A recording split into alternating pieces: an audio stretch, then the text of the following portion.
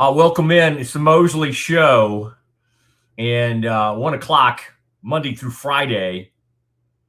And we got a big guest lined up for you today, about 2:30. We've got some possible breaking news during the show. Baylor's closing in on a portal player. And Kevin, let's keep a close eye on this. It really seems like this kid, Caden Mingo out of Penn State, is leaning toward the Bears. I like him. I mean, I've watched a bunch of cut-ups of him and that kind of thing. Grayson, about an hour ago, Grayson Grunhafer from Siegmund said Baylor is trending toward a major portal addition at a position of need following an official visit trip. All right, that seems to indicate that it's this Caden Mingo out of Penn State. I just like his size. He's kind of long. I think he's about 6'3". Certainly could put some pressure on the ball from a defensive standpoint. His freshman shooting numbers, very concerning. Very concerning. I mean, I get it. He's like shot like 24% or something, or 20. It was not good, whatever it was. Now, in high school, he shot a lot better at times. So I don't know exactly what happened there, but the Bears have been known, just like with Isaac Williams this year, of bringing that up. Cowboys fans out there that are joining me on Twitter, thank you. I just put it out there that we're going live. I'm going to have thoughts. Kevin will have some thoughts on what the Cowboys may be looking to do right now. I think the Cowboys are enjoying this because they've got a lot of reporters out there now saying Cowboys looking to trade up. There'll be some reports out there, Cowboys looking to trade down. That's the way Jerry prefers it. Everybody kind of all over the map. What I can help with is sort of provide context, what I think they're most comfortable doing. I mean, they don't mind. They certainly don't mind coming up. They don't mind moving down a little bit. I'm trying to think of the draft that they got. 2020 was the COVID season. And what year did they get Micah? Was it 21? Anyway, I'm just thinking about all these things, and then they moved up to get Dez that time. Certainly, or they moved up to get the LSU corner, Mo Claiborne, who was not good. So it doesn't always work out. Oh, you're going to go up and you're going to get a premium player. I don't know. Stephen Jones talking to 105.3 this morning. And again, if they're talking this time of year, be ready. Have your BS meter way up. Way up. A lot of times, you want to ask, like, how many first-round grades have you given? Cowboys don't really. Stephen this morning indicating that it may not be in that 16 to 22 first-round grades. So, what invariably happens is, though, if they pick a guy at 20, it'll be like, oh, we had a first-round grade on him. And so, again, you have to take what you hear with a grain of salt. Now, sometimes Jerry will come out with a sheet of paper and try to show you, hey, look here. Here's where we had them. They've been known to accidentally put their board up, put their draft night board. They put it on TV or the website or whatever. They've had some issues with that over the years. So I'll get to all of that. We got Baylor. Kendall Kaut's going to join us at about 2:30. He is, man, that dude is, he's a big time, criminal or prosecutor, I should say, in big time criminal. I'm sure he appreciates that. They're in the state of Kansas. He's a big Baylor guy. He's a great Baylor basketball insider and analyst. He's written a book about the Bears after they won their championship. But he's also, he'll every time I reach out to him, well, got a capital murder trial we're working on. Got to get the jury right. He was preparing a witness as we speak, but he said he would try to get through that as quickly as possible and then be able to join us at 2:30 today, because we have all this portal stuff happening. And so he and I come at things from a similar place. He likes analytics a lot, which is great. I mean, I do too, but just maybe not to that extent. But certainly he'll provide us with a lot of good thoughts on the Baylor roster, what they may be doing. And then I've just put out something from yesterday, what I was saying yesterday about the possibility of Jerome Tang coming back to Baylor. Nothing's really changed on that front. I think there's a pretty good possibility of it happening. We shall see. But I think Jerome has to figure out the K-State financial situation. And I think Jerome has to figure out, okay, does my family, do we need a year away after all the tumultuous, all the stuff happened at K-State? Or do we want to, get right back in? And, I don't know. He may have another shot at some point. Certainly had an unbelievable reputation coming out of Baylor. That's taken a little bit of a knock for what happened at K-State, but I think Baylor people still love and appreciate him. So I put it out there on Twitter that, the opportunity is there. I think I said this yesterday. Let me reiterate it. I have talked to people about the fact that, he used to be the associate head coach. Well, they have one of those right now in Ron Sanchez. Well, they're both, Jerome was kind of the architect of the Baylor defense that helped win that national title. And Ron Sanchez is got a great reputation as a defensive coach. So too many cooks in the defensive kitchen. Could they step on each other's toes? The people I talked to said there's a huge respect for each other, and they do know each other. And so I don't think that would be some kind of big roadblock, is what I'm saying. Let's welcome in Kevin Hoosier Hall to the program today. Kevin will be playing a major role in things, as well as tomorrow's live show. Kevin, as we come to the Brazos Landing, I can't believe a month has gone by since that whole day we spent with Dave Aranda over there at the Brazos Landing. And we'll be back over there tomorrow. John Morris with a special show at noon. And then I will be doing my show from 1 to 3. All right. And you just never know. I mean, the cast of characters that could come rolling through there. Now, Kevin, this young man, Decker, that I've been in touch with, I just wanted you to know. Oh man, look at Kev. Let's look real quick. Brett Decker. There he is. Big time shooter out of Liberty. Had a great season. I talked to John Jacobs, the FAU coach who played against Liberty in the non-conference, and said he was a top 5 guard they faced all season. And he faced a lot of good ones. FAU certainly plays a tough schedule and in a very tough conference schedule as well, and said that this was a top 5 guard that he went up against. Love his range. I've been watching. Certainly has the ability to get in the lane and finish. Strong enough to do that. I don't think he's going to be anybody's the quickest guy to ever show up in a basketball uniform. Do think he has some sneaky athleticism, because I've seen him finish with dunks. All right. And not all 6'1" or 6'2" guards do that, especially in traffic. So, this is a guy I'm sort of excited to watch play. Brett and I talked earlier today, and he's very keen on coming on the show. He just had something between 1 and 2:30 today. I told him we could probably do tomorrow. So Brett Decker may be joining us tomorrow.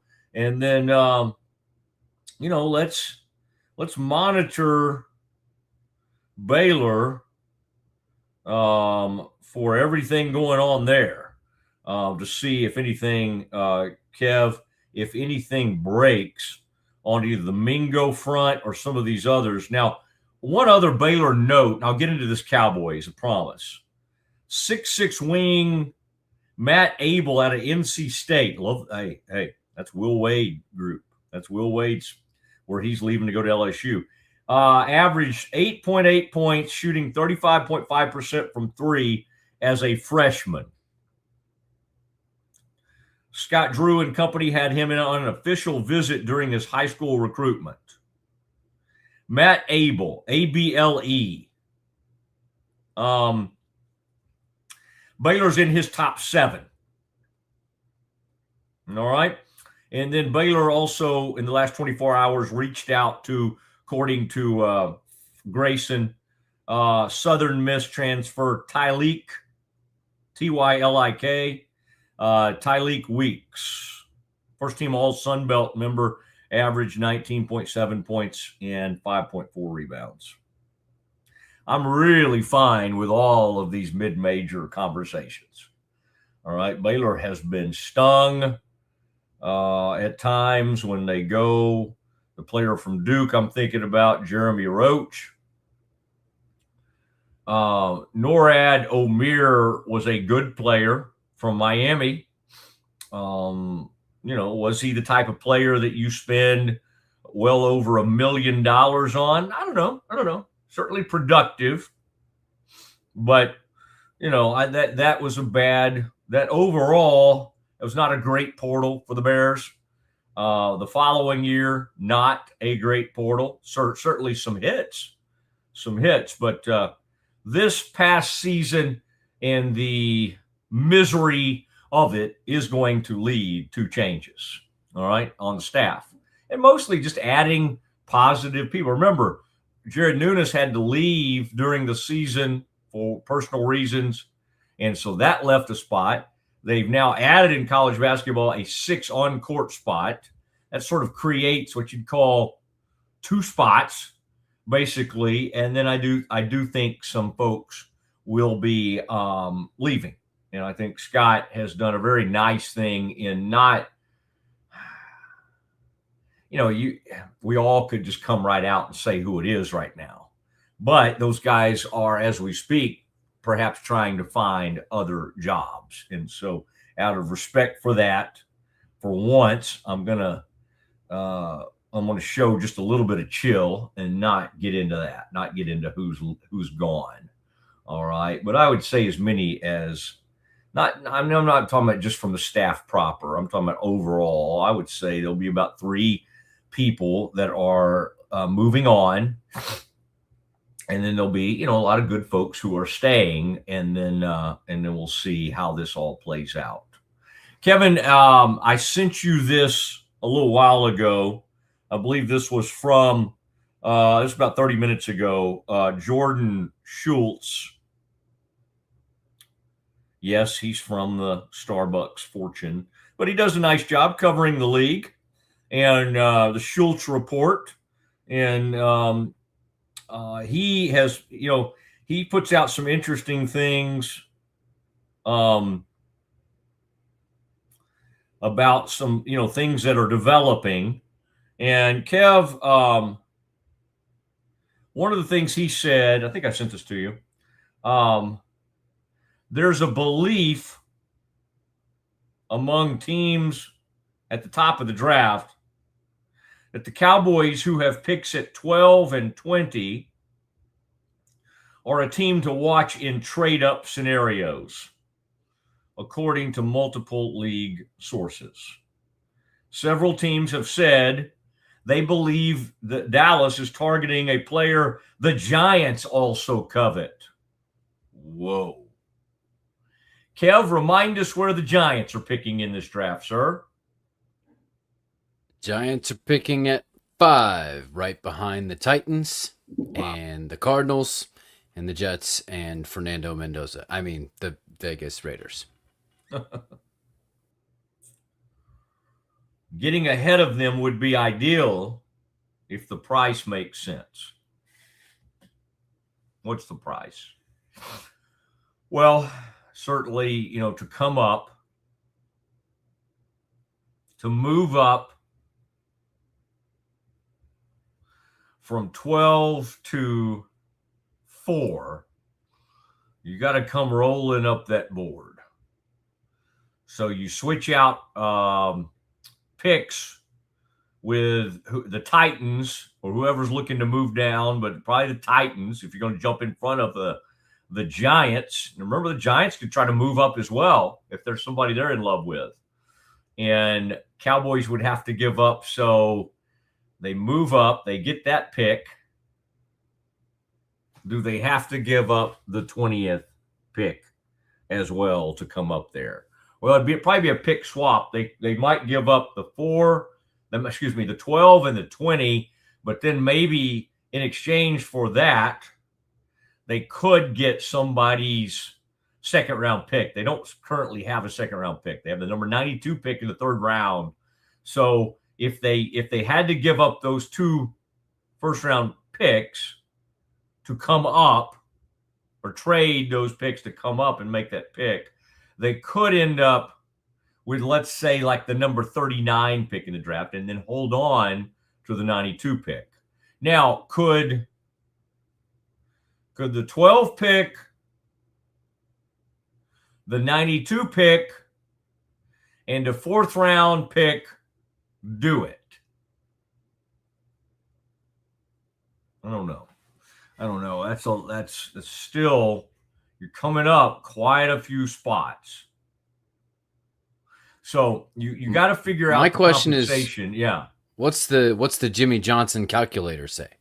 This is kind of like what a lot of draft experts go to is what is the weight of the 4th pick. Although you talk about the Titans, I don't know that the Titans want to come off the 4 pick. I think. Well, you see, and by the way, if you're desperate enough, you give up more than what the calculator says. Like, right.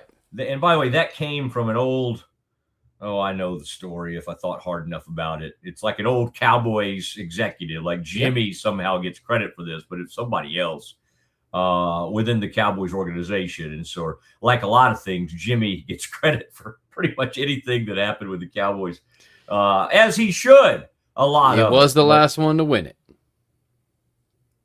Well, not actually, but he had a lot to do with it. I mean, Jimmy was gone when they won the 3rd Super Bowl, right. And Barry Switzer won it. But yes, he had a major role in forming those teams and the 3rd Super Bowl team as well. It's hard to even fathom when you talk about these Cowboys, 30 years removed from being in an NFC title game. It's hard to fathom that they won 3 of those things in 4 years. It's just crazy to think. But at least they're not the Dolphins, like 25 years without a playoff win. 23 seasons. 23 seasons for the Las Vegas Raiders. I was thinking, well, the Cowboys, it feels like it's been a while. It's been a while. It hadn't been that long, actually. In 2023, they got themselves a playoff win. That might have been the last game Tom Brady played in for the old Tampa Bay Bucks.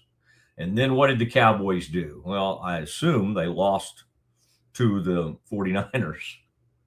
You could just plug in the 49ers or the Packers, right? Just say, well, they either lost to the Packers or the 49ers in the playoffs. But, hey, at least they did win a game not that many years ago.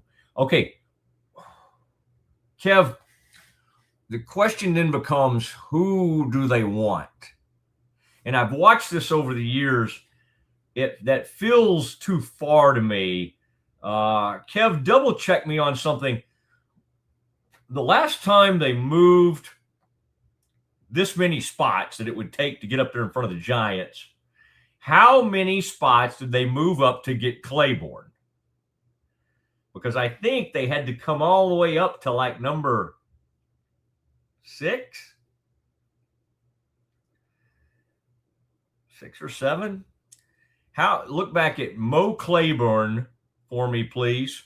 When the Cowboys came up to get him, because that's what's coming to mind as far as a trade up. Yeah. They moved from 14 to the 6th pick, 8 spots. And in 2012, that cost them the 14th pick and a 2nd round pick. So less than the proposal of 2 first rounds to move up, but you would be, I guess that's my quick math. That's about the same. You moved up 8 spots, and you had to give up your first and your second. But again, that's the first is not that's not an issue. Right. That only helps you, and then a second. Right. Is there a way the Cowboys could hold on? Could move up to 4 and hold on? They'd have to give up a lot of their draft. I would say that there's a big difference between moving to 6 versus moving into the top 5.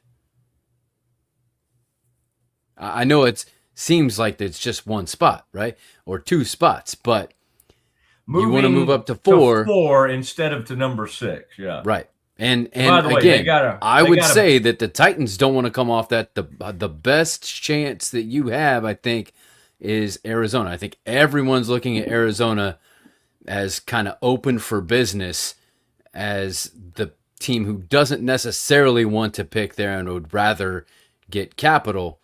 What are the Cardinals doing there right now? Bailey's going second in a lot of mock drafts.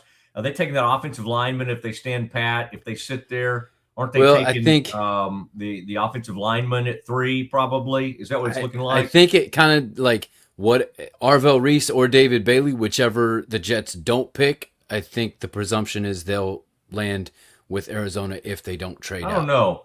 I've seen that O lineman ending up right there. Seen Jeremiah Love at some points as well. Golly, isn't that amazing? Because we'd kind of gotten away from those high picks for running backs. Right. Zeke went 4th overall in 2016, and the Cowboys were kind of trying to choose between him and Jalen Ramsey. And Ramsey's probably ended up having the more productive, long career, but he wasn't a running back. Zeke burned bright, for those early years for sure. Yeah. And then got the huge second contract where he beat the Cowboys up badly on. And then, by the way, came back at some point. was a starter the next time he came back to the Cowboys after he'd been with the Patriots, which was just crazy. Now, to your point, it really becomes who are they in love with? And it really could be a combination. It's like, why are they trying to get in front of the Giants? Well, okay.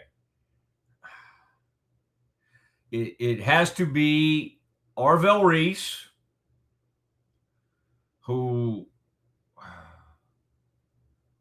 I don't know, I think people are still trying to figure him out a little bit, because as great as he could be, you still have to have a vision for him that you don't really have to have for David Bailey. But Bailey's just like, all right, line him up, put him out there, in whatever he's in, probably 3-4, put him out there, and then just turn his rear loose on that quarterback.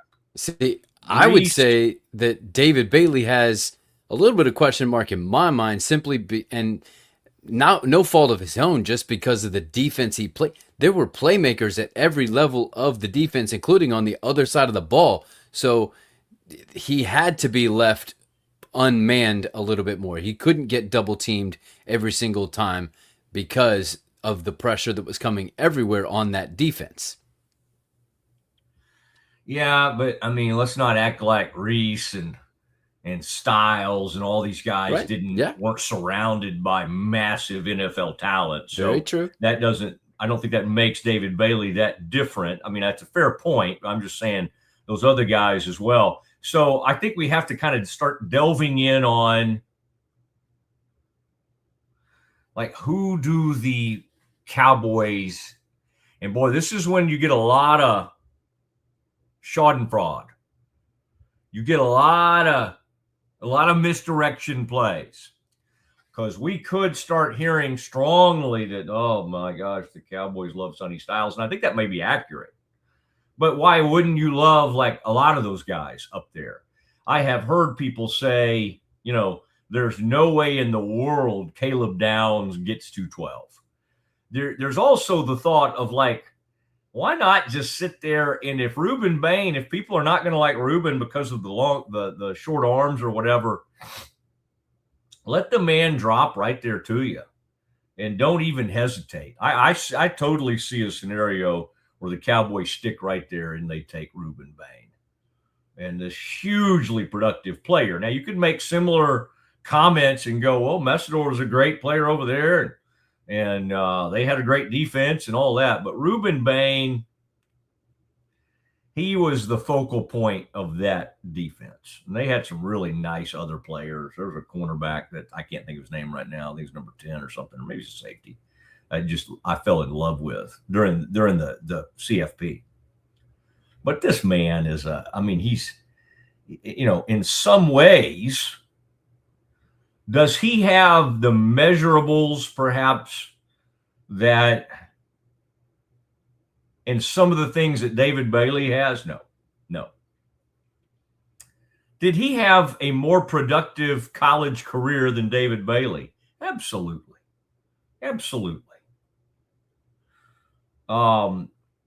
Did he have as much help as David Bailey this past season? No, he did not. Miami's defense was great. Their coaches are great, all of that. But, Bailey was just kind of like to Kevin's point, just up and down the line. Like, okay, well, my gosh, that guy. Then they had the one dude that had to sit out the season with an injury, who also was awesome. These are good options. These are really good options. Now, here's what I think. Okay, I've laid out all that, and it's exciting to think about the Cowboys trying to come up to the top 5. Let me kind of pour a little cold water on that. It's not going to happen. Now, what can happen is coming up a couple of spots. You say, "Oh, what do you do then? Are you trying to move up? Do you think you're not going to get Bain at 12?"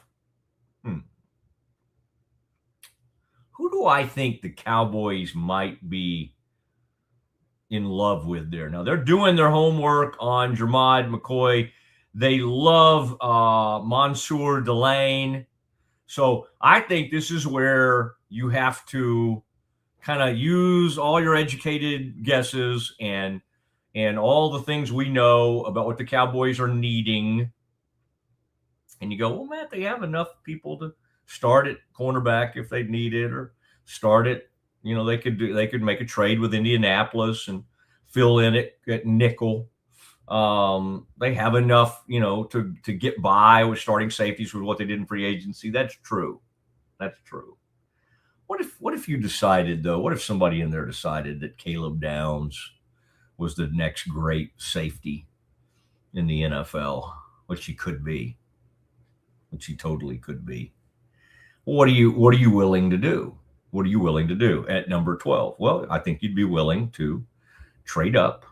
And then, the problem is you don't have that second round pick, but you are sitting there with that third round pick that you got for Osa at number 92. Could you make that trade up a couple of spots? Could you come up a couple of spots to help you land a Downs or a Delane? Absolutely. I think somebody up there would be willing to do that. Now, what I'm going to do later in the program, Kev, and we're going to do some Campus Confidential because, again, players are flying around the portal today, the transfer portal.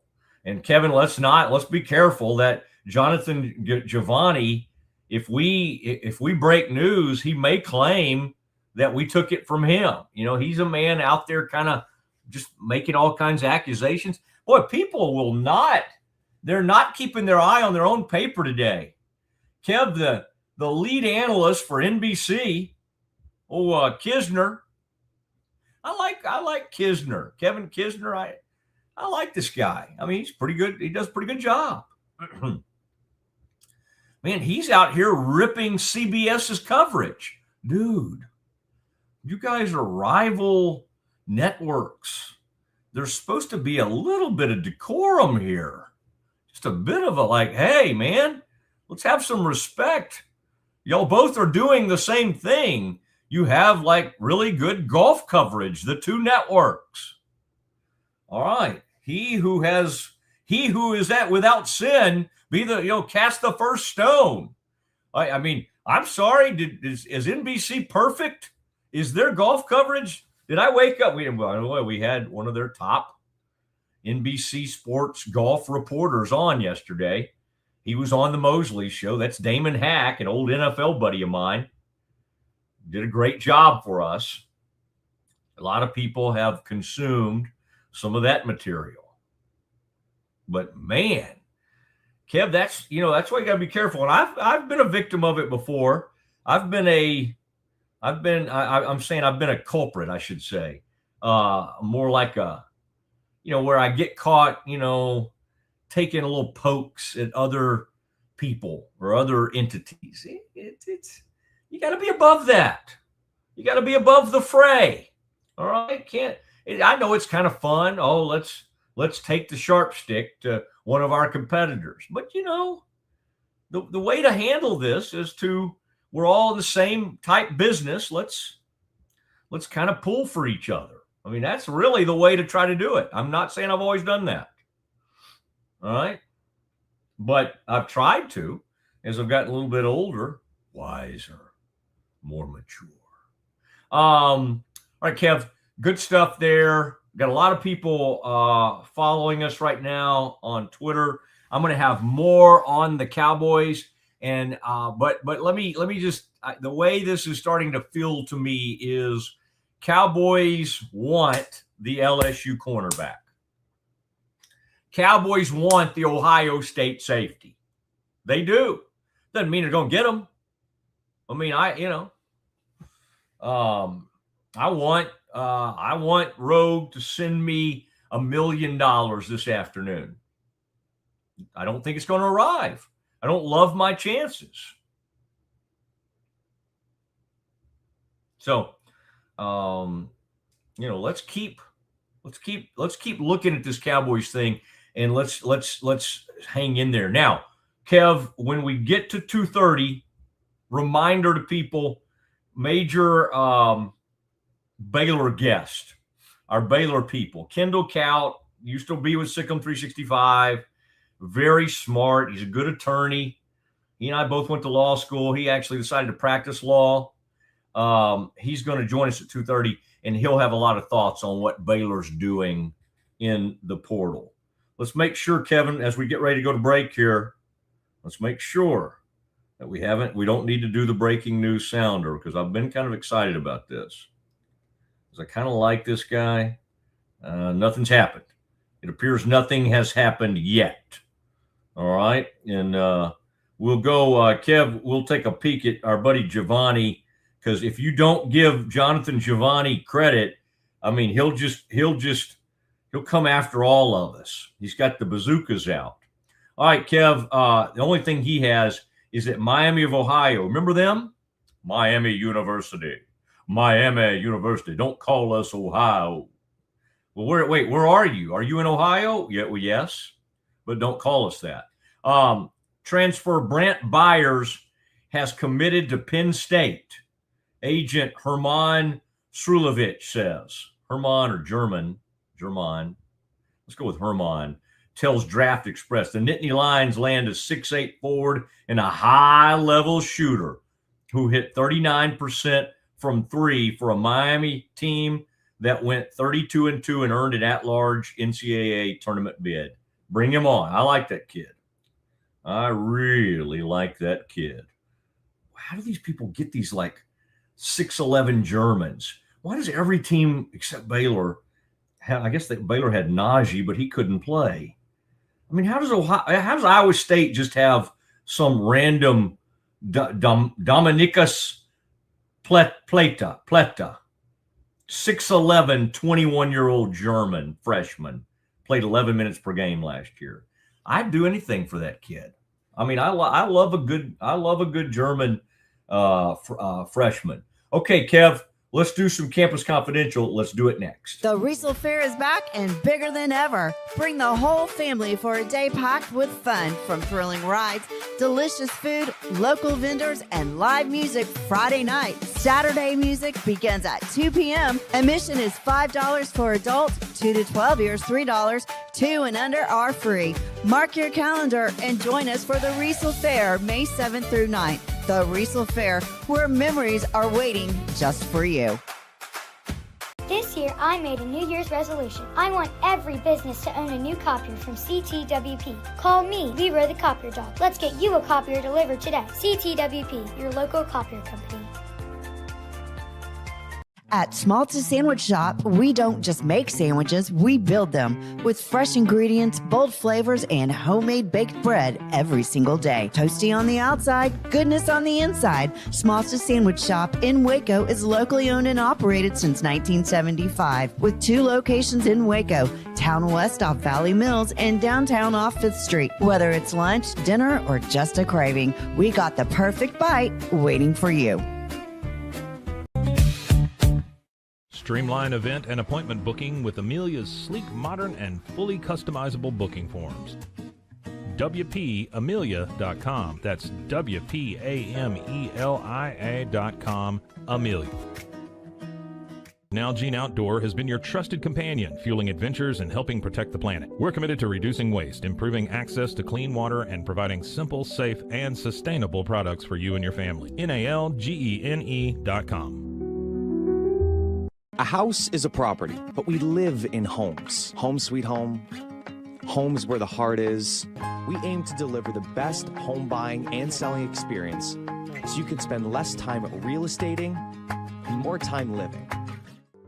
WhyPersonalLoans.com. Request a loan anytime. Our partners can offer loans up to $35,000 with varying rates and terms. Review your loan offer with no obligation and decide what works for you. Visit PersonalLoans.com today. This is what $500,000 in a duffel bag looks like. Actually not real. That's because it's actually prop money. It looks realistic from a distance, but up close you can see it says for motion picture purposes. Visit PropMoney.com today to get your money seen or money shot right with Prop Money Inc. With San owning iconic furniture no longer requires paying a premium. With over 15,000 satisfied customers worldwide, we've proven that high-quality furniture doesn't have to come with a high price tag. Explore our collection today at san.com. The U-Like Air 3, launched in 2023, ushers in a new era of sapphire ice cooling technology, offering nearly painless hair reduction in just 3 weeks. That's ULIKE.com. U-Like. VivoSun's mission is to empower growers with stylish and effective products, making indoor growing accessible and enjoyable for everyone. Visit VivoSun.com today and get started making growing plants and vegetables easy and automatic. All right, it is the Mosley Show, and we got college basketball news, perhaps breaking later. Peter Schrager was on with the DLLS folks earlier today. He says, this is interesting, DLLS, that's Clarence Hill and some of those guys, says, the name that I keep hearing Keldrick Falk and the Cowboys being tied together. That's that player from Auburn. All right. Now he's an edge rusher. Keldrick Falk. Yeah, he's a big-time player. Baylor played against him with Auburn, and I remember talking to one of their linemen. Who was the big lineman we had on recently? Anyway, about the Baylor lineman that played. Oh, remember, Kevin? I was making sure I said his name right, and then I think I missed on it. Anyway, that's interesting. Keldrick Falk is that's a name to, again, all these things take with a grain of salt, but Falk is an interesting name. Kev, I don't know where we're seeing him on these mock drafts, but he's always been highly thought of coming out of Auburn, and certainly a disruptive player. A news coming out, Kevin. Let's start. Kevin, join me, please, for Campus Confidential. And sir, to start the Campus Confidential, yes, can we do some breaking news? Would you do the breaking news sounder? I can do that. Yeah. Charge. Somebody that was like 35 years old or 32, 33, Brandon, who works with us, said that he knew to say charge. Okay, good. The other day. So maybe the younger generation is also being told about this. Georgetown transfer KJ Lewis has committed to USC. 6'4" junior, averaged 15 points, 5 rebounds, and 2 steals per game this season, earning all Big East third-team honors. Began his career at Arizona. Baylor was in on this kid at some point, KJ Lewis. What I can't remember if it was coming out of high school or when he was getting ready to try to transfer. But they have been in on KJ Lewis in the past. I don't recall hearing that they were way in him on this portal cycle. The way this works now, Kevin, this could have been like 5 cycles ago, right? But that's an interesting one to me. Pretty good player going to USC, where he will never be heard from again. Interesting. I had this thought too. There's something on Caleb Downs. Kev, remind me. There's some comment somebody had that kind of resonates with me about the Ohio State safety. So in the 2:00 hour, when we get back into this, remind me and we'll discuss it. Kevin, what do you have for us in what we like to call Campus Confidential? Yes. So I don't know if you heard this, but what do you think about Jeremiah Smith reportedly saying that he turned down more than $10 million somewhere else to stay and play at the Ohio State? I think that is like one of the most irresponsible, if it's true. I think that's a nice thing that people say to kind of show their allegiance and maybe even use that as leverage, to kind of try to hopefully increase his deal at Ohio State. I would imagine the young man is the most highly paid wide receiver in the game already. That leads me to believe that he's probably making somewhere in the neighborhood of $3 to $5 million. $10 million for one college player is that's just complete. Like, let's say it's Tech.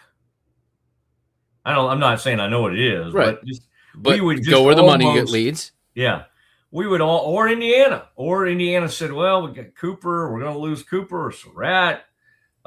We do have EJ Williams. We're losing all these great receivers. We need to go load up and get us a blue chipper. To me, that is just almost like gluttony. That's like I guess there's nothing that should surprise us. But if somebody really tried to do this, it's about as irresponsible as anything you could ever do. Because the truth is, most of these rosters are at the high end. It's $30 to $40 million, right? Mm-hmm. Spending 10 on a wide receiver just seems, again, it seems stupid to say irresponsible because, like, all of this is irresponsible. We have lost our minds, right? Yeah. Yet those of us that like make our living based on this and that have alma maters from a fan standpoint that we support, we're part of the problem, right? We're willing to. Like the only way this would ever change is if everybody literally rose up and said, "I've had enough. I can't stand this. we're not going to go to the games. Well, that's not going to happen at any Power 4 program in the country. I mean, I just can't. I mean, I don't know. The portal is a weird place, too. I was just thinking about this in relation to – I'm glad you brought that up, by the way, Kevin. That's a good one to lead with. But it made me think of – I just was kind of going through, like, the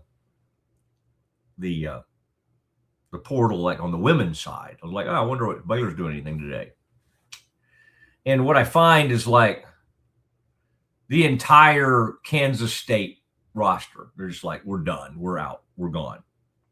Okay. The entire Iowa State, great basketball, great women's program, tremendous women's program over the years. Bill Finley's done a great job. We'll see you. We're gone. We're out. I mean, Audie Crooks has become a household name, one of the great players in all of college basketball. Even she said, we're done here. We're done here. Why do they do that? Well, if you score 27 points a game or 20 or more points a game and you're at school, they'll try to give you as much as they can. But on the open market, there's always going to be somebody out there that goes, you know what? I think we can maybe justify getting Audie Crooks $2 million. You go, whoa, really? Yeah, sure. I mean, Tech gave John Sellers and his family, or is it John Sellers? I think his wife. I think John Sellers' wife played softball, played athletics there, and he did for sure. He played football, but they came up with $1 million for the softball pitcher. You go, well, that was a one-time deal. Oh, and the next year too, right? I think they brought her back for like $1 million too. Like, hey, here's another $1 million. So to get a top flight. Oh, and by the way, Kev, since we're on women's athletics, the Wings did take Azzi Fudd. AZ Fudd. Huh? AZ. I'm sorry. Yep. AZ Fudd. And I've enjoyed watching the player. It's interesting. She's going to be in the same backcourt with somebody that she apparently has been dating. Don't know what to make of that, like from a team standpoint. I don't know. Does that make the backcourt better? Does that make it more? At times, yes. At times, no. You know how relationships are. Maybe not. I don't know. But that's the deal.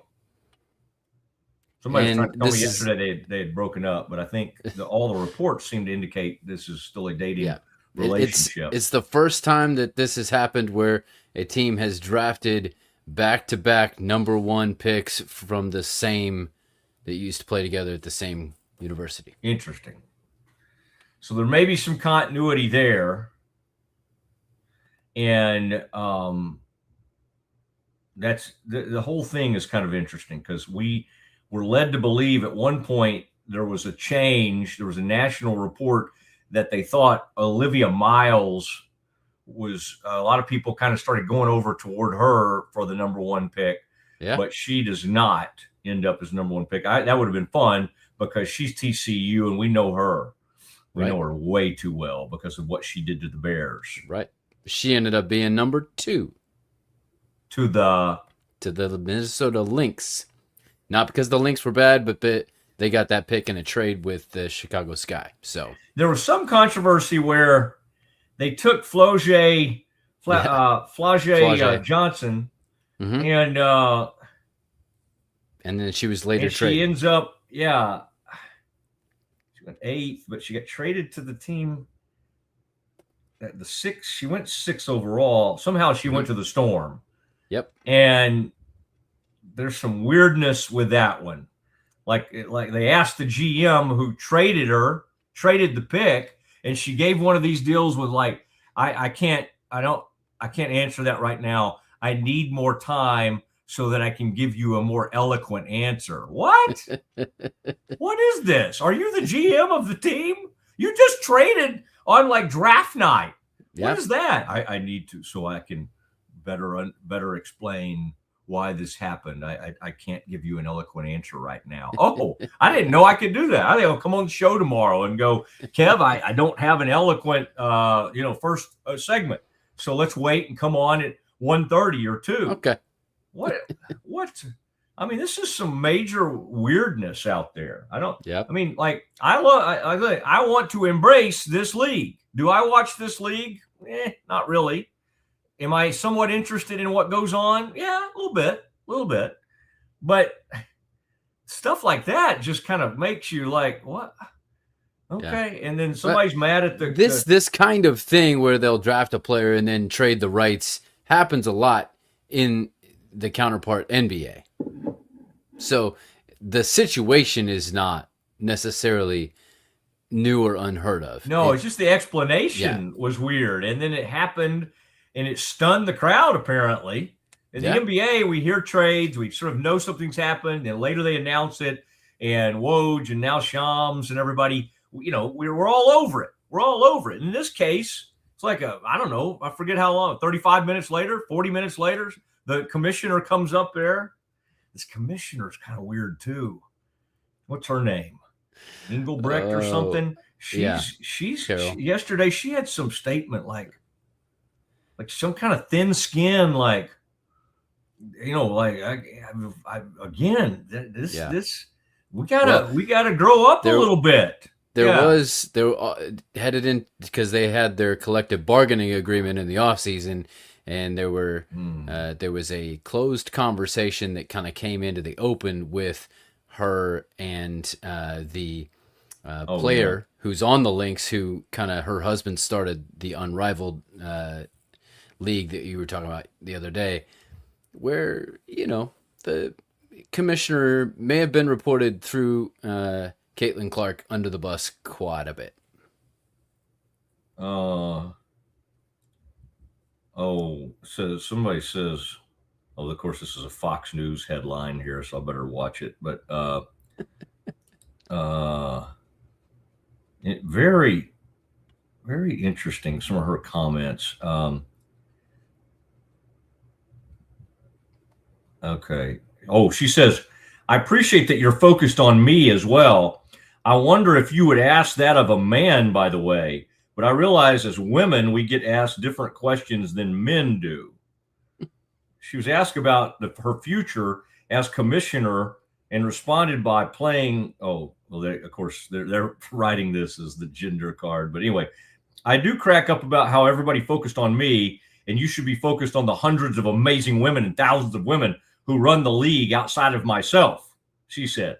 Now, I would just simply say, I mean, whether it's Silver, whether it was David Stern before him, the old Larry O'Brien, men were obviously asked about, you think Tagliabue over the years wasn't asked when he was going to retire or about his future? So when things are fishy on your watch, you will get asked. I know. And again, this whole thing about, I mean, I am an advocate for equal treatment. So then don't turn around and go, well, you would never ask a man that. Well, yes, you would. You would ask a man about his future or about his job security, just the way you would ask the female commissioner of WNBA. I don't know how we got on this. Sorry. Because you were going to announce the Baylor connection last night. Yes. In the WNBA draft. Yes. Let's do this. Yes. Let's do this. The breaking news sounder as you put this up. Do we have a picture of her? Yes. Way to go, Bugs. Way to go, Bugs. This is my new favorite team. You missed it. Yep. Well, they were one of the worst last season, but you never know. Maybe they're one of the best now. I think I read this morning and last night she was number 30. Is that right? That's too small for me. 30? Yes, that's correct. Yes. Okay. We loved her, and I'm glad she went in the draft. And do you want to see a video of when she found out? Yes. Who was she with? A whole group of people So be aware, guard your ears. It gets a little loud. Check this out. We'll turn it down so I don't. Wait, who is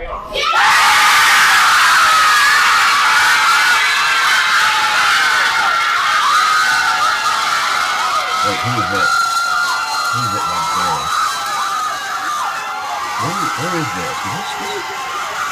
Well, it looks like Brazos Landing. Is that our place? Okay, I've had enough. Is that Brazos Landing?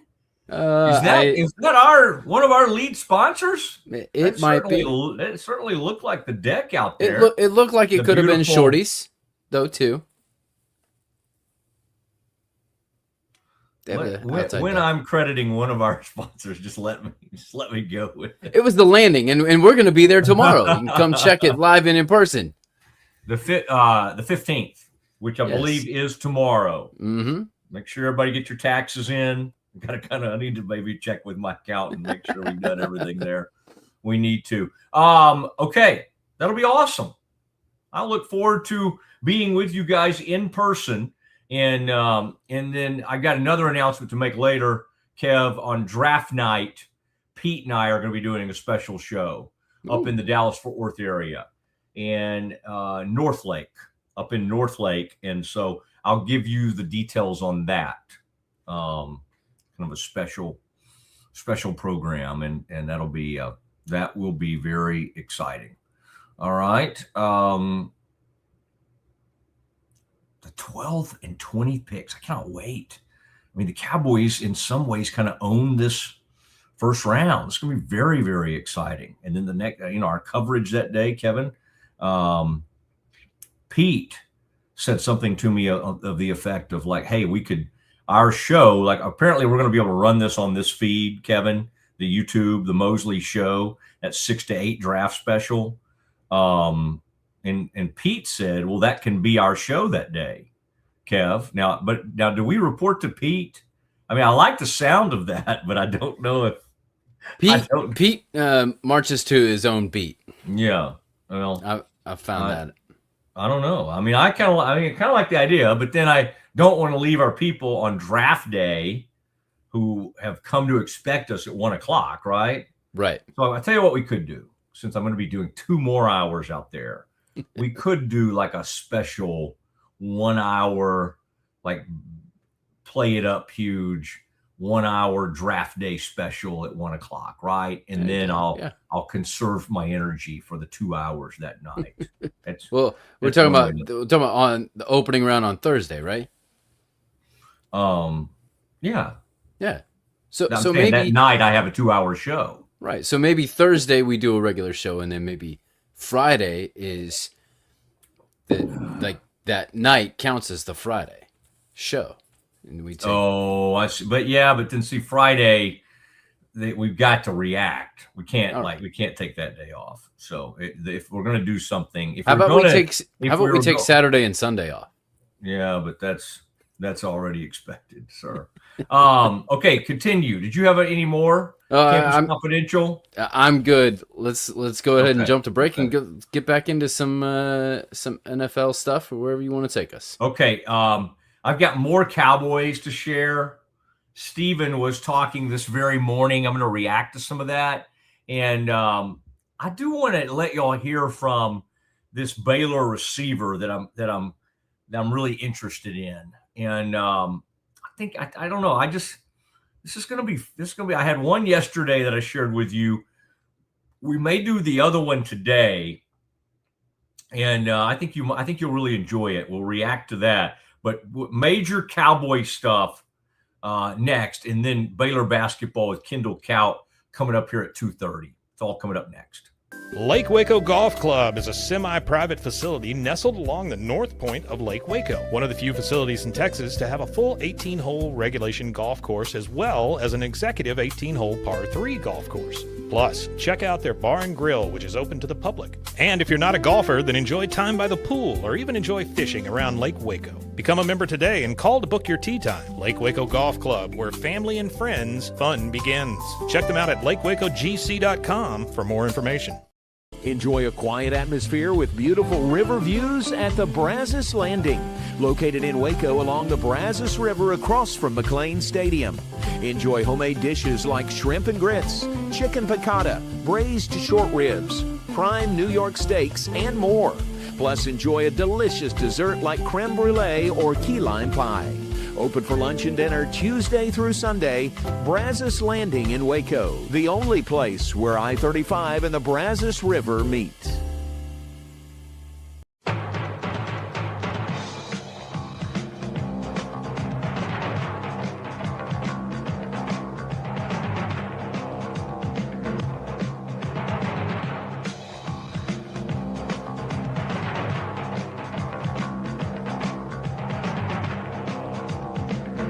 Like Alan Samuels always said, Waco has a lot to offer, and so do we at Alan Samuels Dodge, Chrysler, Jeep, Ram, Fiat.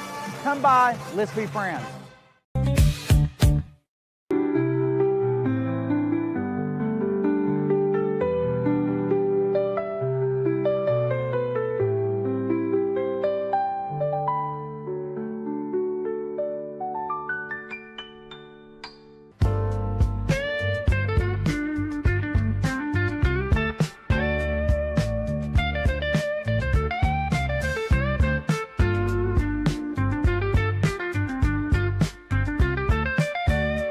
Introducing Muck-Off's classic pink bike cleaner, powered by revolutionary nanotechnology that breaks down dirt and grime on a microscopic level while protecting your bike's delicate finish. us.muc-off.com. At Open Goal USA, we're revolutionizing training for both soccer and lacrosse with our innovative portable rebounders. Perfect for players of all ages and skill levels. Visit opengoaalusa.com and elevate your training today. Looking for tickets to the hottest shows, games, and events? Ticket Liquidator is your one-stop shop for great prices, no hassles, and guaranteed tickets. Whether it's sports, theater, or concert, for the best seats at the biggest events, start with Ticket Liquidator today at ticketliquidator.com. Ticket Liquidator.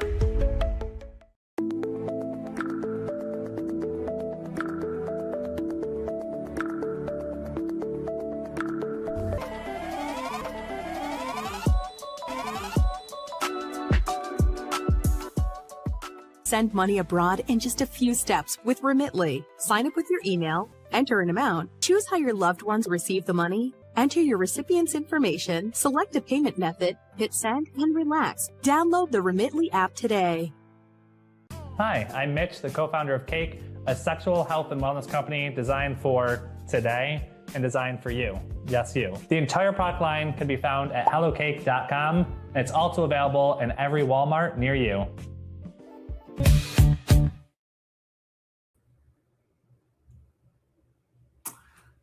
I didn't hear the little special jingle there. Mosley Show back from the home studio today. And great to be with you. Man, we've had a lot going on. We got the draft coming up. We've got a live show tomorrow at the Brazos Club. And it's and by the way, this NFL draft watch party. No. The Brazos Club. The Brazos Landing. Brazos Landing. Yeah. Sorry. Okay. There was another thing I was about to say. Baylor Club, Brazos Landing. Yeah, I know. Yeah. Okay, thank you. Yeah. I'm trying to make sure our audience doesn't I end know. up I inside just the turned off football my stadium. brain for a second. It's fine. all good. They used to be a sponsor of mine as well. The got a lot of things Brazos going on. Landing. All right, and I'm trying to find the this big thing that we're having, which sounds like a fun time. This is going to be the Thursday night, April 23rd, a week from this Thursday, the special edition of the Matt Mosley Show. Pete Souza and I will be together at the Argyle Open. The Argyle Open in Northlake, Texas, up in the Metroplex. That's out. It's the Argyle Open is Northlake's premier indoor golf and sports lounge, offering full swing pro 2.0 simulators, full scratch kitchen and craft bar, plus wall-to-wall TVs. It's between Grapevine and Denton. All right. So if you're watching us in the Metroplex and you're like, golly, I'd love to go hang with Mosley, but why is he always down there in Waco hanging out? Well, here you go. located at 1242 Farm to Market Road, 407 West, Suite 400 in North Lake. You've heard of South Lake. North Lake is out in that general direction. All right. Again, just so you know the name of this place, it's called the Argyle Open. The Argyle Open.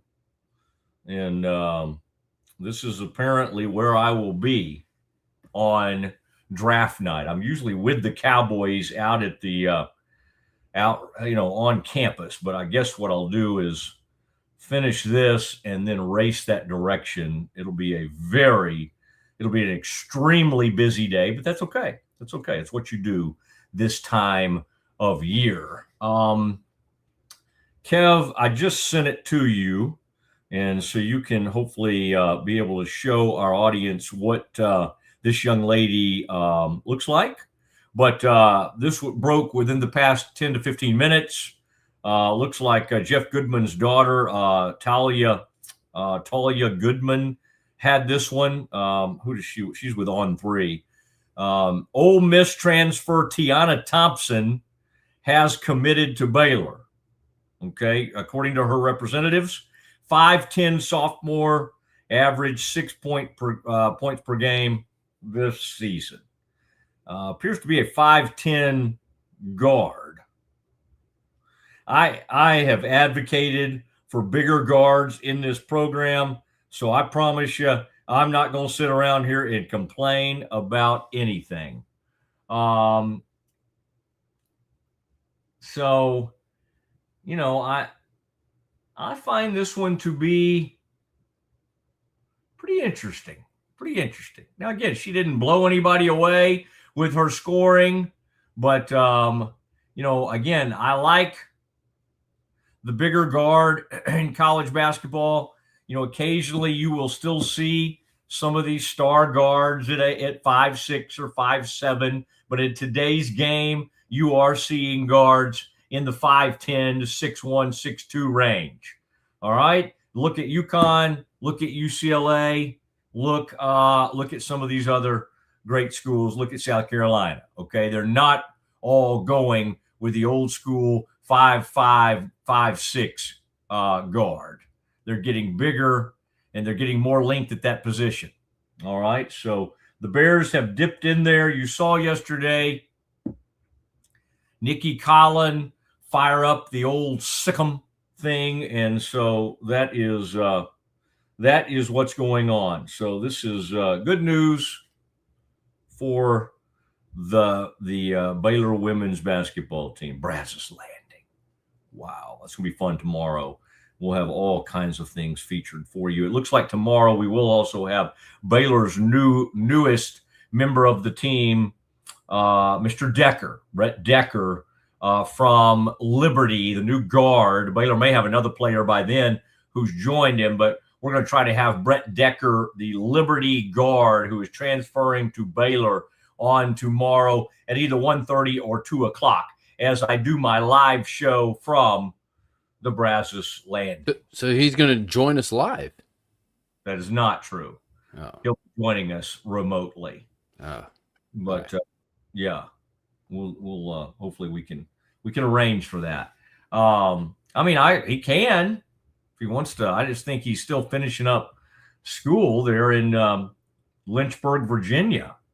All right, he's got to get all his classes. This man's he's a big time student there from Liberty, sophomore, who's transferring to Baylor and will arrive at Baylor at the end of the semester. I don't know when this summer, when they have to report, but they'll show up and a lot of them will spend pretty much the whole summer with the Bears. All right, they'll do summer school and the rest of the deal. Stephen Jones earlier today, let's talk a little Cowboys, said, we've had no one call with interest in trading for George Pickens. This was on 105.3 The Fan.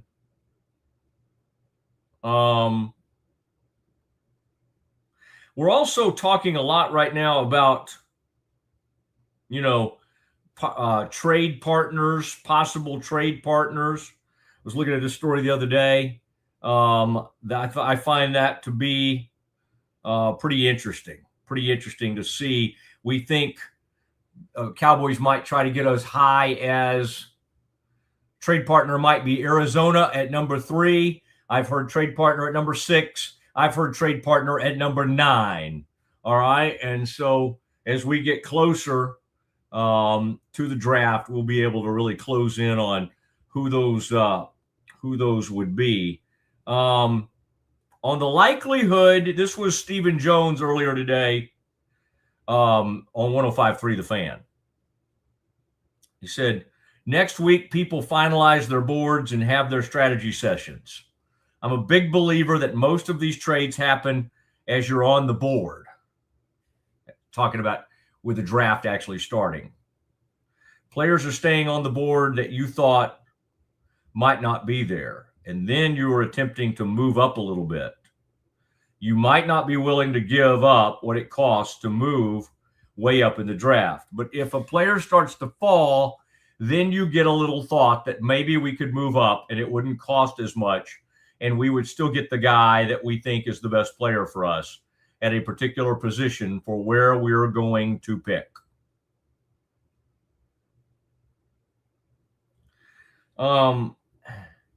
The question was, would Tennessee cornerback Jermod McCoy, who did not play at Tennessee last year due to injury, did do his pro day and looked really good at his pro day.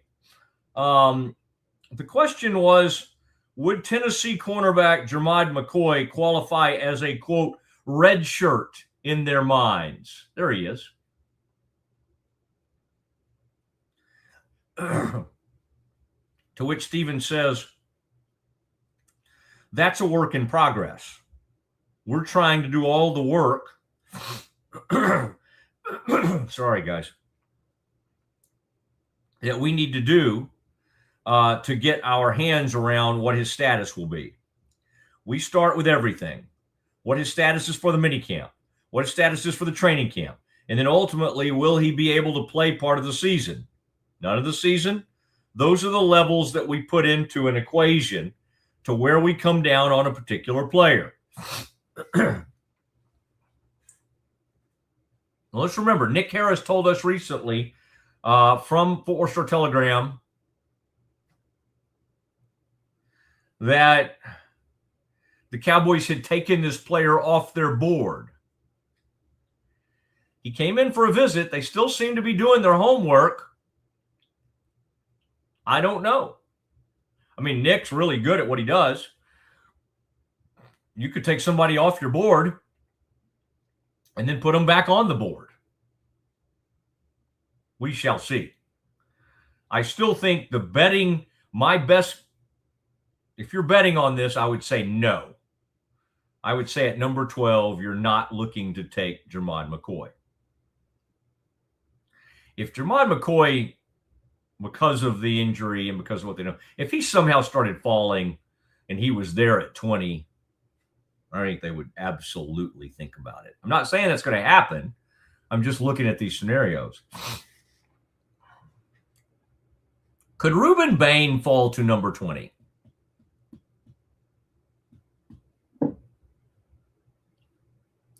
Conventional wisdom says no. Would it shock me? The answer is no. So could the Cowboys get him at 12? I think so. I think so. Could a team that's in love with him take him at 8 or 9? Yep. Yep. Huge X factor. Huge X factor. Cowboys need people to either get fascinated with some of these offensive linemen that they don't need. Somebody to fall in love with Ty Simpson. Cowboys need, if they're going to stay there at number 12, they need things to start happening. Now, everybody seems to think Ty Simpson's not going to go till whatever, 30 or 31. Don't trust that. Do not trust that. Could Ty Simpson fall out of the first round? Yes, he could. Yes, he could. Could Ty Simpson go as high as I don't have it in front of me, but I'm just saying somewhere in the 17 to 20 range? Yes, he could. That's how volatile it is with these types of things. This thought that, oh my gosh, nobody's going to take him till like 30. Why? Because that's what you're seeing on a mock draft. You've got to, this time of year, you've got to try to separate your brain from all these mock drafts you're watching. Okay. Stephen Jones on how many first round grades they have. Says it's still a little early. Usually we're in that 16 to 22 range. That means 16 to 22 first round grades that they give out. I don't know that we'll get there this year in terms of the 20s, but we're grinding out right now. And we haven't put the final grades on anything.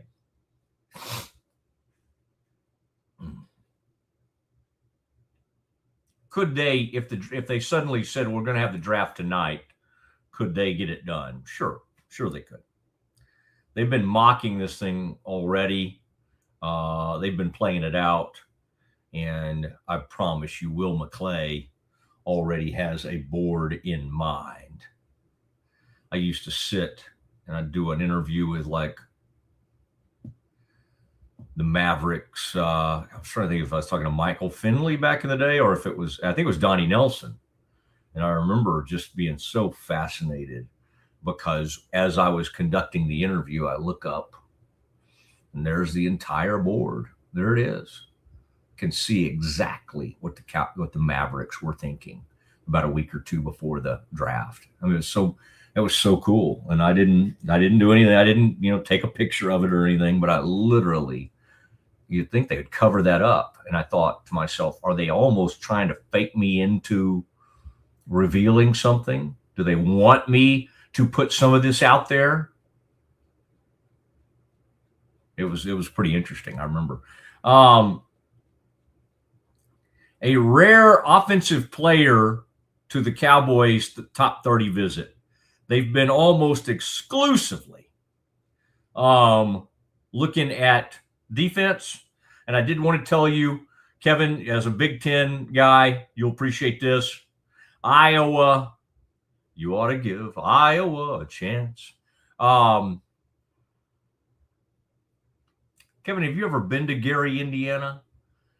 Just all these songs from Music Man are coming back into my head. I think I'd like to. Yeah, I've been to Gary. I was okay. Only during the day, and I was still really scared. Gary, Indiana. I had an escort who had grown up in Indiana or in Gary, and then played football for the Hoosiers. So you're a bit soft. I've been, I would walk into Gary at any time of night, and I would roll up wherever. I've got no issue with Gary. All right, you haven't been to Gary, have you? Iowa guard Bo Stevens had visits with the Cowboys, Seahawks, and Falcons among a tour of a half dozen teams ahead of next week's draft. First team AP All-America. Cowboys looking at a guard. Wait, they got the right guard. They got the left guard. Got the center. What are you doing? No. So remember, they might have to kick that left guard out there to left tackle. If this left tackle continues to be an enigma. Tyler Guyton. You got a lot of Tylers. Very interesting. Cowboys doing their homework on a University of Iowa guard, offensive guard. I mean, what other kind would there be? Okay. We've got major guests coming up. Kendall Kaut, Baylor basketball, good buddy of mine, and a big-time attorney joins us next. At Schmaltz Sandwich Shop, we don't just make sandwiches, we build them with fresh ingredients, bold flavors, and homemade baked bread every single day. Toasty on the outside, goodness on the inside. Schmaltz Sandwich Shop in Waco is locally owned and operated since 1975 with 2 locations in Waco, Town West off Valley Mills and downtown off 5th Street. Whether it's lunch, dinner, or just a craving, we got the perfect bite waiting for you. This year, I made a New Year's resolution. I want every business to own a new copier from CTWP. Call me, Leroy the Copier Dog. Let's get you a copier delivered today. CTWP, your local copier company. The Riesel Fair is back and bigger than ever. Bring the whole family for a day packed with fun, from thrilling rides, delicious food, local vendors, and live music Friday night. Saturday music begins at 2 p.m. Admission is $5 for adults, 2 to 12 years $3, 2 and under are free. Mark your calendar and join us for the Riesel Fair, May 7th through 9th. The Riesel Fair, where memories are waiting just for you. Experience the future of secure private cloud storage with Internix. Protect your files with end-to-end encryption, ensuring your data stays private and accessible only to you. That's internxt.com today. Welcome to Market XLS, your all-in-one Excel solution for investors. Designed as an enterprise-grade platform, Market XLS caters to investment managers, secure and efficient investment management and research. Book your free demo. Experience with the Mosley MD hair regrowth kit was amazing. It was easy to use. It let me take off my hat. I could go in public and have my picture taken and feel normal again.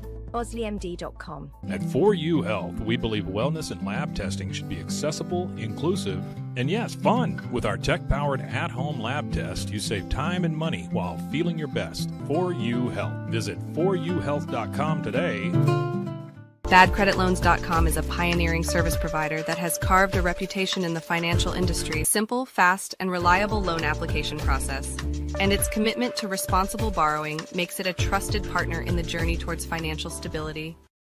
Unlock a world of convenience with Mullybox, your one-stop solution for personalized subscription boxes delivered right to your door. Each box is tailored to your taste. Mullybox.com. That's MULLYBOX.com. With a focus on performance, design, and customer service, we're here to help you work smarter, not harder. Join us on our journey to simplify your world. Visit acasis.com today. That's ACASIS.com today. Experience the perfect blend of exquisite craftsmanship and life-changing technology with Gevi. Every product is built with precision, featuring specialized parts that ensure durability, efficiency, and safety. Upgrade your everyday with Gevi. Visit us at gevi.com to discover more. All right. Oh, man. It's time for my friend, the official attorney of the show. He's a man, boy, you don't want him prosecuting you unless you want to go away for a while. He's a barrister, and he stepped out of all kinds of important meetings to spend a little time with us. Kendall Kaut returns to the Mosley Show. And Kendall, welcome. And I hope you're having a good day. And I know you had a lot going on last week. Thanks for taking the time today. Always excited to be here, Matt. Happy to be on with the show, and took the rest of the day off even in case you want to extend past the 3 o'clock hour. Wow. You never know. If you have any NFL draft information to share with me, that'd be good too. But it's good to see you, and it's good to see Baylor maybe starting to formulate a plan, closing in on the portal.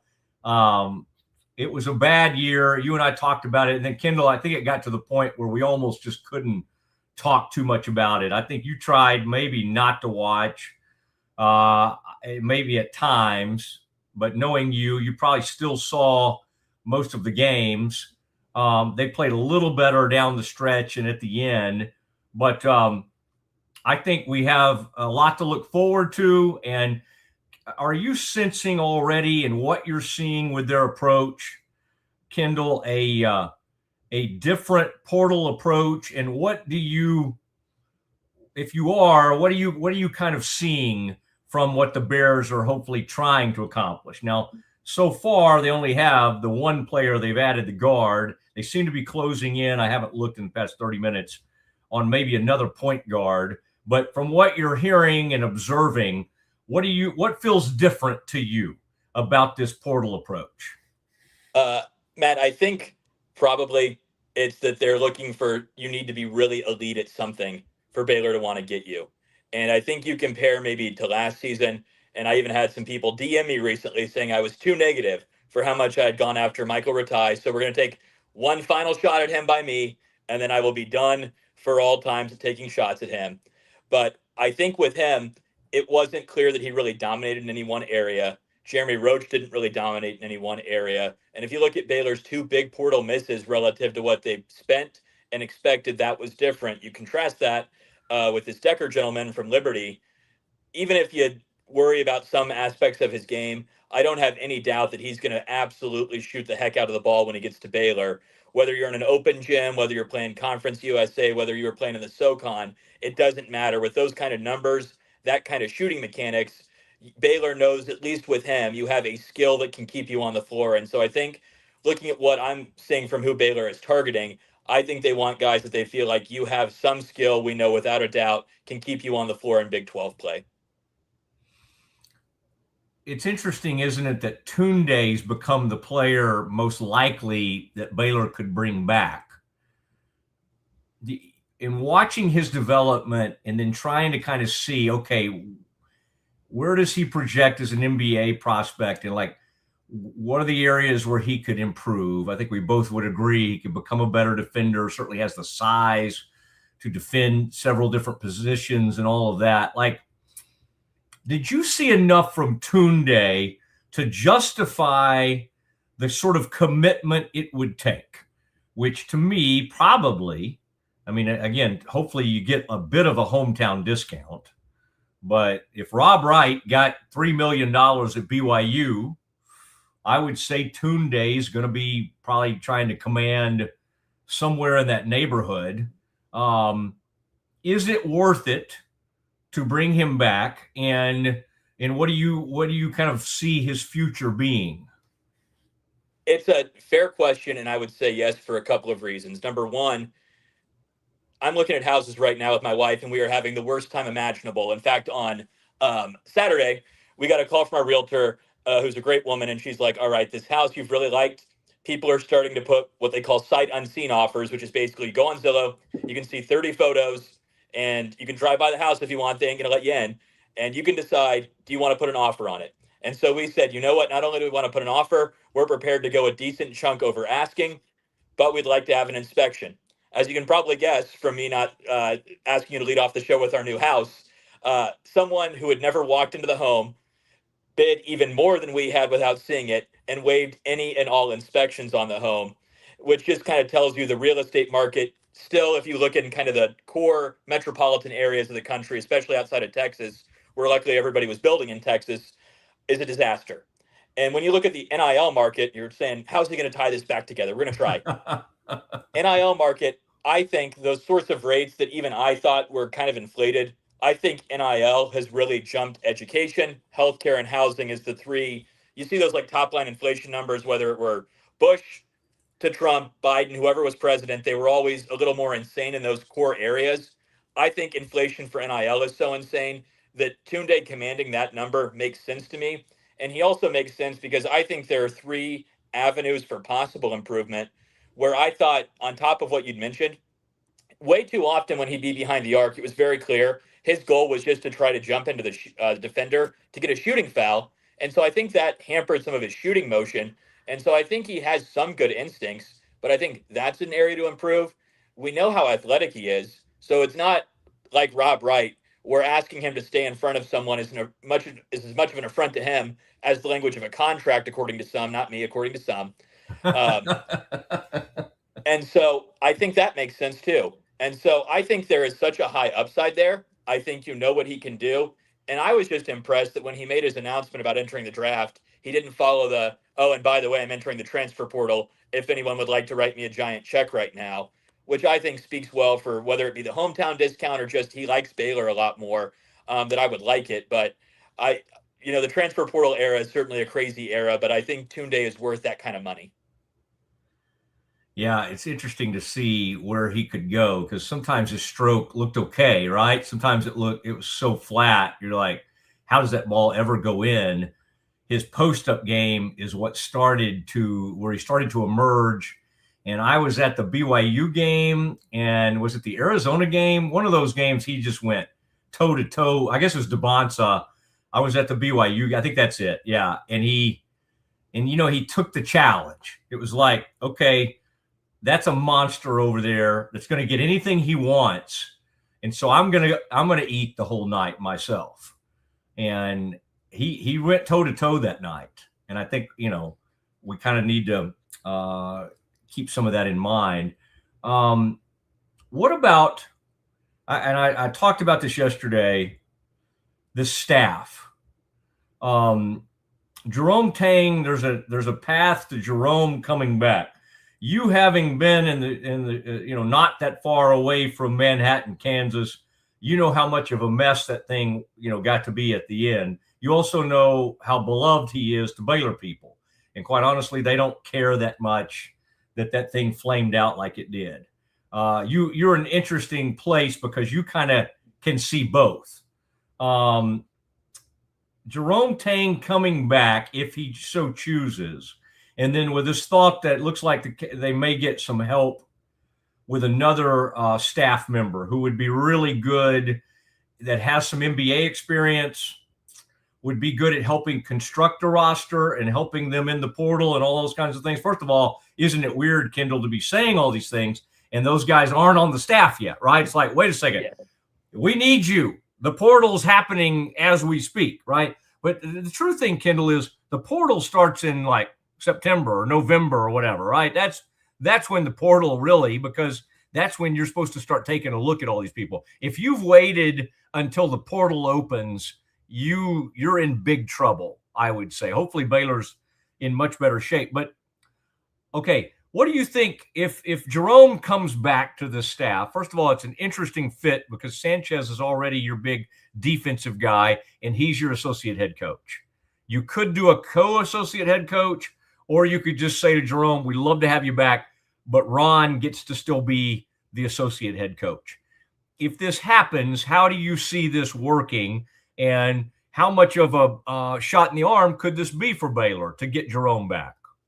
I think it could be a real shot in the arm. I think for Jerome, and obviously we've both known him for quite a while, both covered him. You go back even further than I do in terms of knowing him.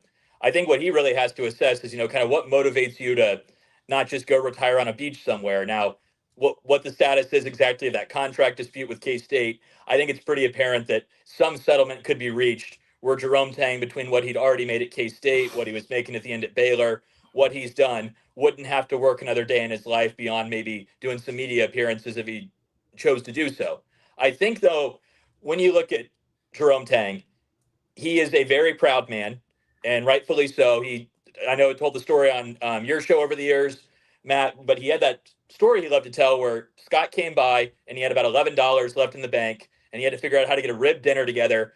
And then it seemed like Scott wasn't going to hire him. And he just said, you know what, if God wants it to happen, it'll happen and we can't stop it. And if he doesn't want it to happen, nothing I can do to get you to hire me. And so I wonder for Jerome Tang, if what he feels like now is this didn't end well at K-State. I don't want my final legacy to be that I got fired and they made some weird offer to let me half coach, but not get paid my giant buyout, and how it ended at K-State. I don't want that to be how it ends. And I think he can come back and tell the staff and tell the players, look, you want to say you're all these things. I was in the Elite Eight. I was real close to making a Final Four if we maybe get a shot off against FAU in 2023. I know how to get there, but you can't just come in and act entitled. You can't come in and do all these things.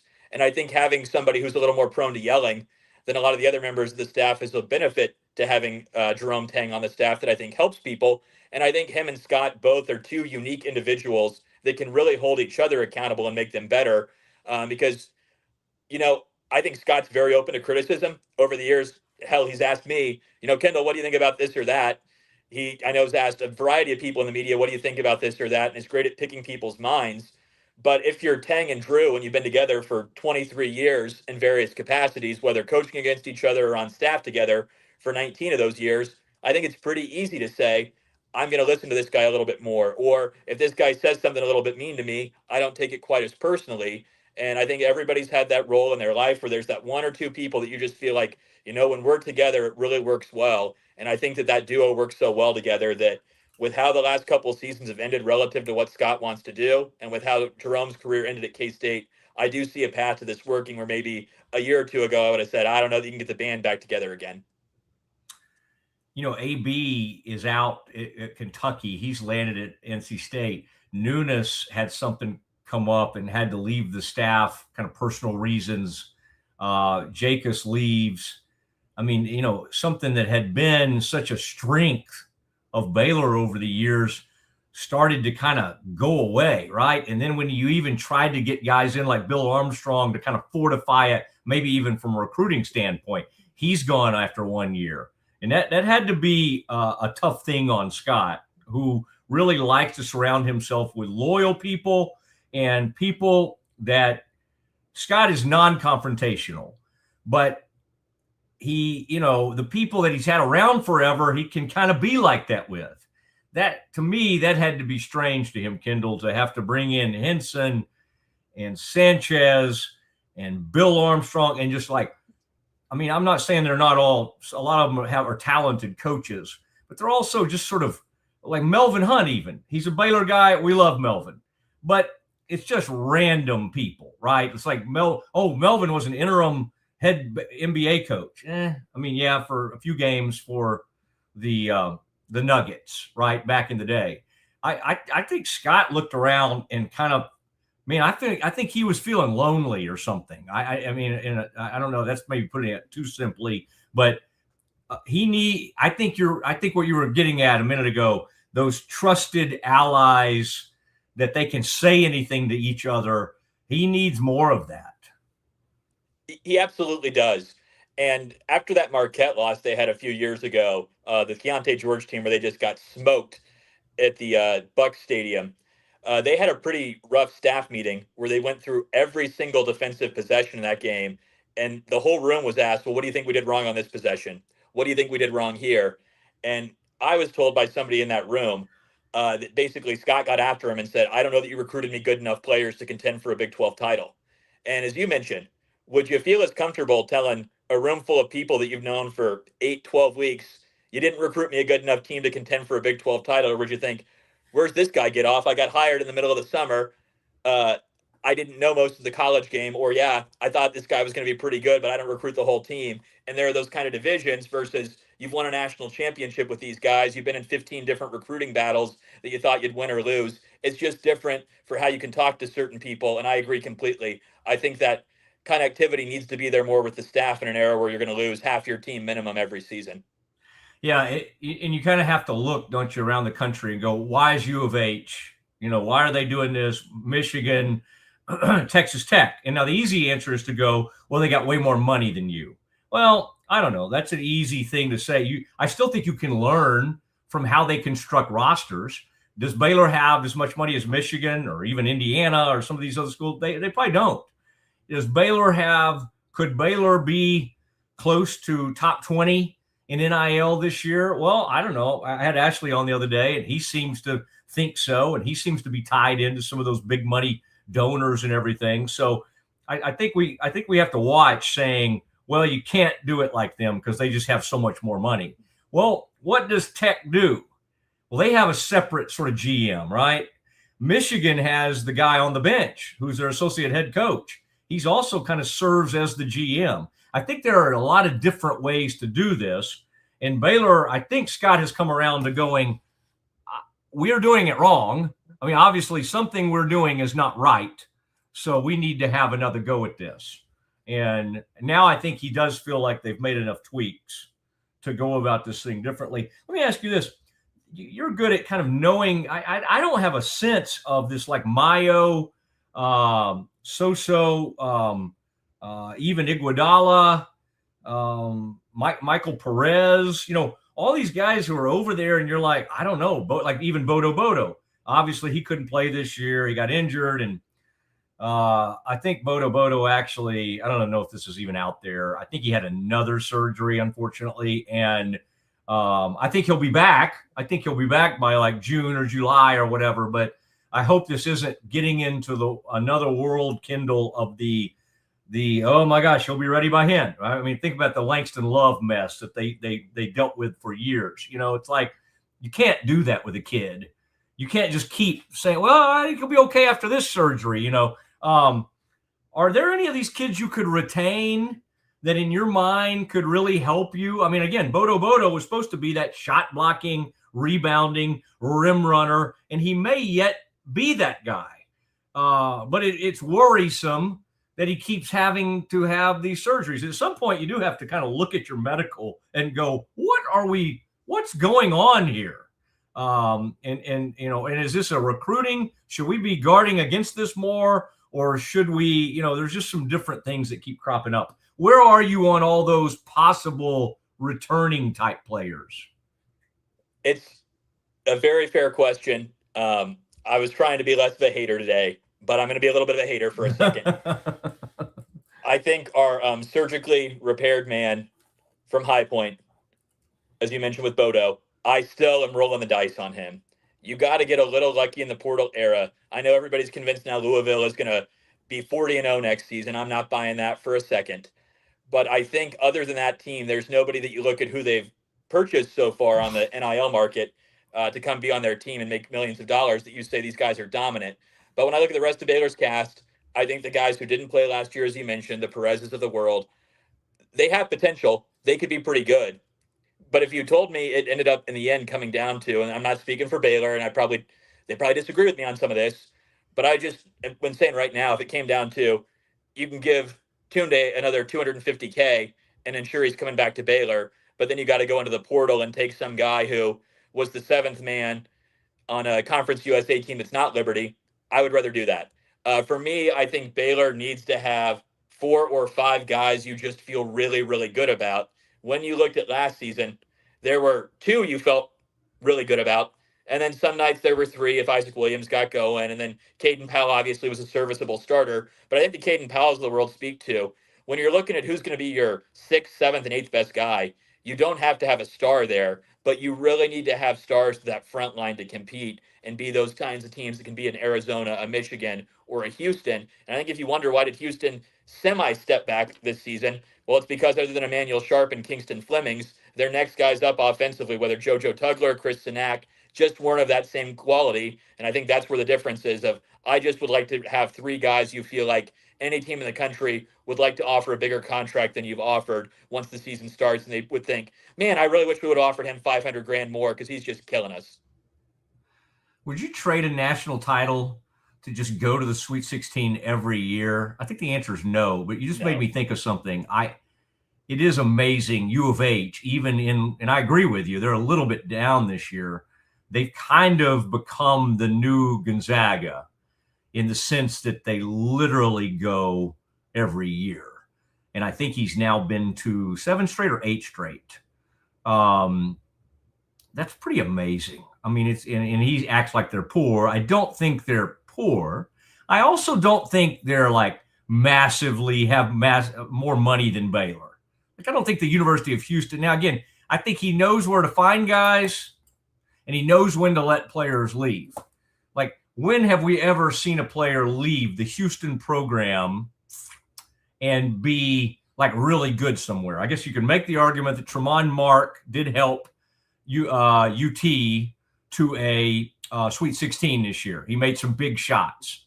But the truth is they just don't. They just don't lose. And Baylor, you used to be able to kind of say that about Baylor.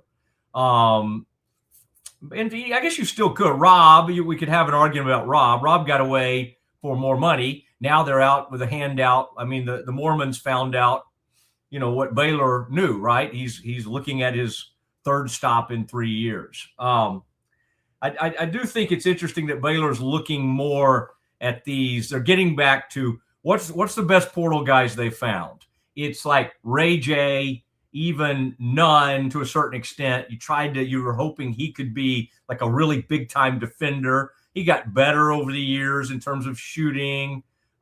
Bridges took a big step up, right, in his shooting his second year. It's just, I guess in this environment though, Kendall, it's almost impossible to think in those terms anymore of like, let's get a guy we could keep for like 3 years. I mean, it's like a miracle if you get him for 2 now. No, I don't think you can build thinking that anybody's going to be a multi-year guy unless they sign the deal. And even then, like, I don't want to jinx anybody, but let's say Isaac Williams is just incredible this year. I could easily see him saying, you know what, I'll pay the buyout if you don't want to increase my contract. Now, hopefully that doesn't happen. Don't blame me if this idea is now sprouted out. And next season you have me on the podcast in the summer and you say, hey, Kendall, were you the first one to put into the atmosphere that he could just pay his buyout and then make more money? And I was like, yeah, but that's kind of we all live in the world of a buyout could be paid to get you a little bit more money. I think, though, as you brought up a good point, Matt, with where Houston's success has been, I think it's been that they've been willing to take some of these freshmen that are pretty good in recent years. And so it's once you have to transition, what do you transition to being better at? And I think when I'm looking at Baylor, we both talked about you have one skill that we know keeps you on the court. And then I think the second one is they want to be bigger at every position next year that's not Isaac Williams. So there's some hope that, all right, you didn't play a lot of defense at your last stop, or, hey, you didn't quite shoot well enough. But if you're just bigger, like how Michigan was huge, how Arizona was big this year, how Tennessee's probably played above some of their recruiting rankings in the last several years under Rick Barnes, it's that size cannot be taught. Athleticism cannot be taught. And to take a shot to be a little more negative right now, I've said I think it was a long-term benefit that Baylor lost Rob Wright, because although he's going to give you a lot of points, you are never winning a national championship unless Rob Wright suddenly decides to defend, because your point guard cannot, every night you take the floor, be the 9th or 10th best defender on the floor when he's playing the other team. Yeah. And there was the thought that if not for the Rob situation, they could have maybe landed Elliot Cadeau, because Bill Armstrong had ties to him. He's certainly a better defender. I didn't think Cadeau, I didn't really think of him as a great athlete. And one time in the Final Four, I saw him rise up for like a block, and I was like, okay, I was wrong about that. I was wrong. I think Cadeau's a fine athlete. And by the way, I got to give you credit, because you said you were the one who hatched that idea at some point. You're like, when we were just like, oh, this team's awful, you said the only chance you may have is if you just sell out and turn the team over to Isaac Williams as the point guard, as the full-time point guard. Now, they didn't do it immediately. You and I, coming off a U of H game, and somebody else, maybe it was Kansas. No, it wasn't Kansas. But one of those games, we were just like, this team has no shot. This team's not competitive. This is awful. Well, they eventually listened to you, and Isaac took over the reins, and they became not great, but a much more competitive team as he sort of grew into that. So you were the first one to just literally say, and other people were like trying to say that on message boards, but you said, hey, here is a flyer you could take. Turn the team over to this kid. Let him run everything. And he had growing pains, but he also did a really good job. Like, he did some really nice things. So kudos to you on that, all right? They're saying at the end of the portal season, if Baylor has 30 grand sitting around that they forgot to give out to somebody, or if a visit gets canceled so they have all this money they were going to use to take somebody to Diamondbacks, they could just Venmo me some money. They're saying nobody's going to object to that. I will just do that for you. I will just take you. Yeah, I'll just take you for all your unpaid appearances on the Mosley Show. Good luck at your next trial.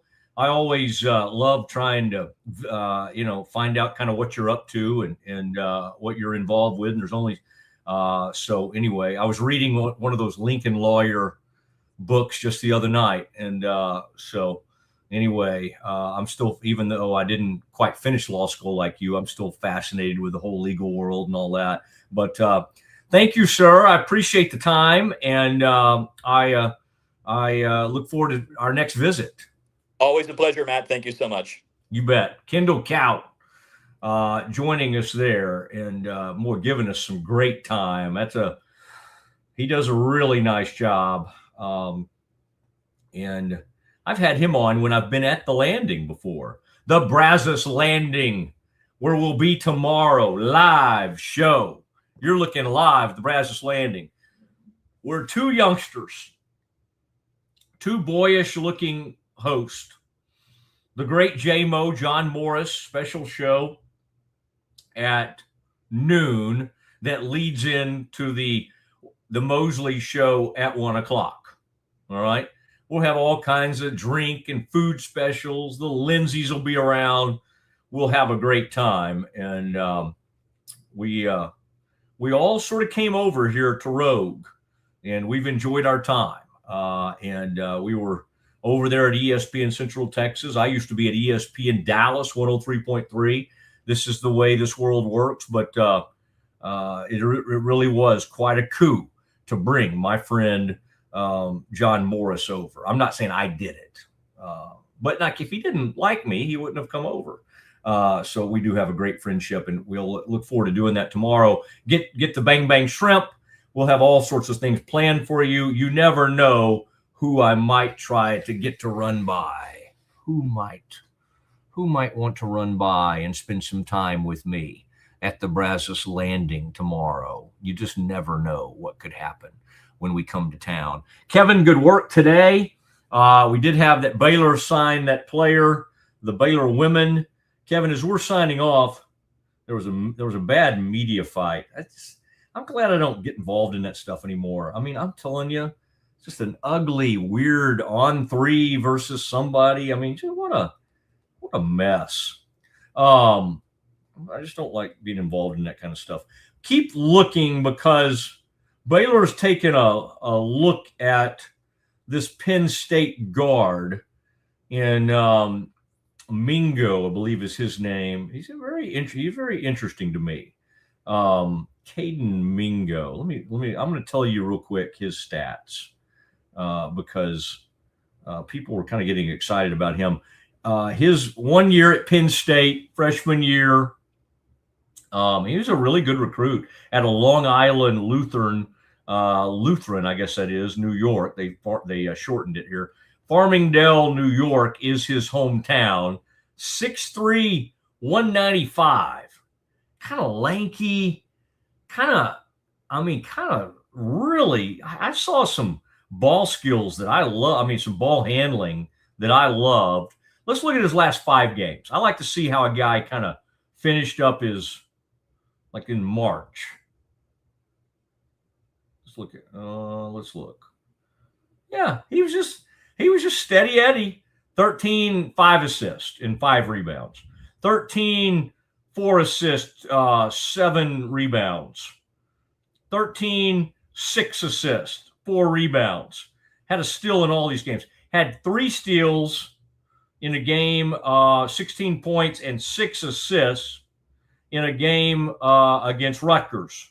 All right, back in February. Good defender, plus defender, good distributor, can get in the paint. I think he has plenty of quickness. I think he's going to be a good defender.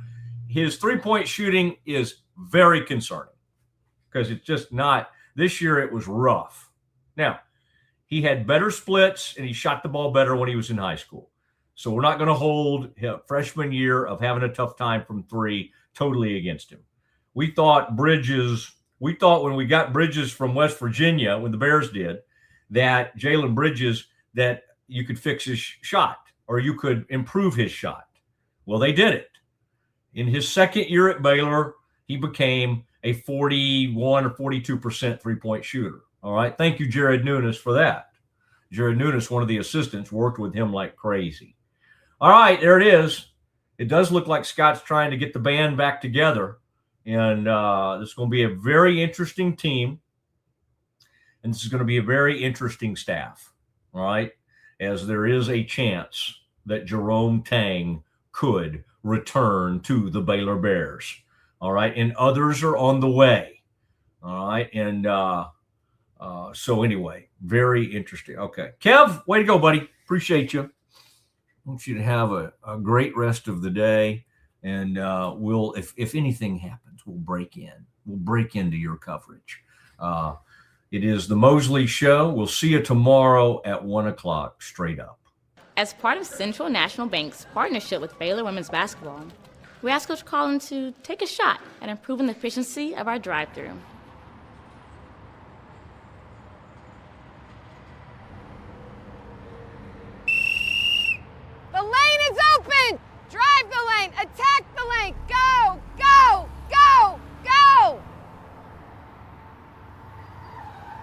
We have a few kinks to work out.